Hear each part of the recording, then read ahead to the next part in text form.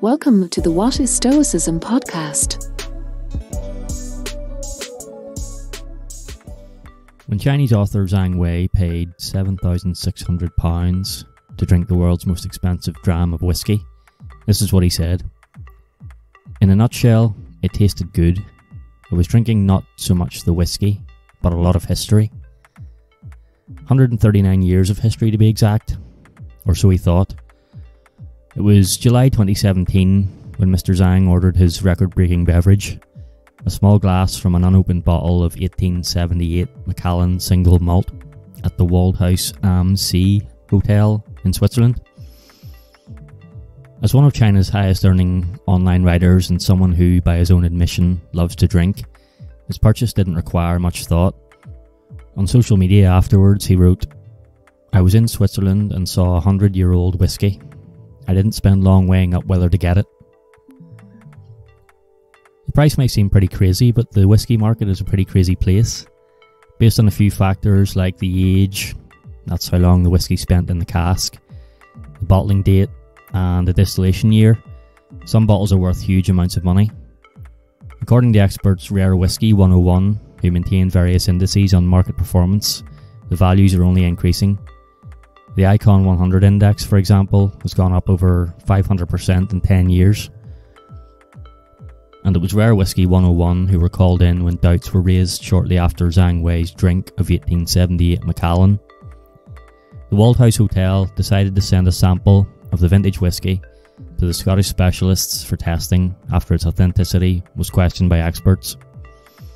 What came back was surprising. Rare Whiskey 101 concluded that the single malt, believed to be over a century old, had likely not been distilled before 1970. The world's most expensive dram was a fake. In his book Sapiens, Yuval Noah Harari describes an imagined reality as something that everyone believes in, and as long as this communal belief persists, the imagined reality exerts force in the world. Money, for example, couldn't exist as a means of currency if no humans believed in it. The same goes for the value of whiskey and other collectibles. A story of value is created that is accepted by enough people, and the market is born.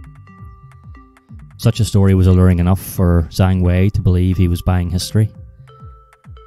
£7,600 probably isn't much to the man who has held the title as the richest internet author on China's rich internet author list for over 10 years, but he was later given a full refund by the Waldhaus. So nothing really lost in the end, other than perhaps the perception that history can be bought and drank. Without a story, without an imagined reality, things can be seen for what they are. Whiskey is an alcoholic liquid made from fermented grain mash. Detaching from the story is one stoic way to curb the desire to indulge in luxury and avoid expensive impulse purchases. It's unlikely that this process has been described any better, or more graphically, than Marcus Aurelius did around 2,000 years ago. Quote, "How good it is when you have roast meat or such like foods before you, to impress on your mind that this is the dead body of a fish, this is the dead body of a bird or pig, and again, that the Falernian wine is the mere juice of grapes, and your purple-edged robe simply the hair of a sheep soaked in shellfish blood, and in sexual intercourse that it is no more than the friction of a membrane and a spurt of mucus ejected. How good these perceptions are at getting to the heart of the real thing and penetrating through it, so you can see it for what it is. This should be your practice throughout all your life. When things have such a plausible appearance, show them naked, see their shoddiness, strip away their own boastful account of themselves. Vanity is the greatest seducer of reason. When you are most convinced that your work is important, that is when you are most under its spell." End quote.